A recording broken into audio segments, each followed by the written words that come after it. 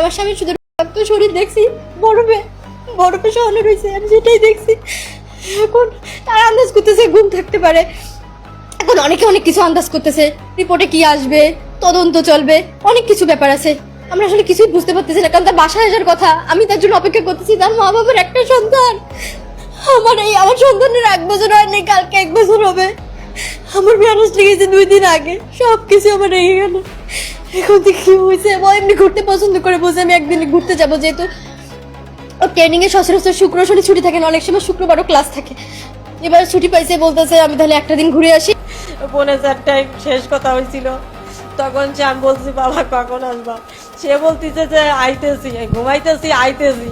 তখন আমি বললাম যে এই ভাষা আমার ছেলের না, আমার ছেলের একটা কিছু হয়েছে, অন্য লোকের হাতে ফোন চলে গেছে। আমি তখন আমার ফ্ল্যাটের বিল্ডিং এর লোকদের ডাকছি, তারপর 5টায় থানায় গেছি। এই আমি 5টায় থানায় যেও ফোনটা ঢুকছে, একবার ফোনটা ঢুকছে। আর এটা তো খুব ভালো লোক ছিল, যথেষ্ট ভালো আমার দৃষ্টিতে, কেন 72টা প্লাট হিন্দু, মুসলমান হইল আমরা 36টা। তারপরে একদিন সকালে যায়, বিকেলে, কোনোদিন ব্যক্তি হিসেবে যথেষ্ট ভালো ছিল। এর এক মার এক ছেলে, ওয়াইফ আছে, একটা বাচ্চা না 2টা বাচ্চা আছে। ওই দিন যেদিন ঘটনা, কালকে ফেসবুকে মোবাইলে দেখলাম আর ফটো। তদন্ত চাই, সুষ্ঠু তদন্ত হোক, সুষ্ঠু বিচার হোক, এটাই আমরা সরকারের কাছে আশা করি।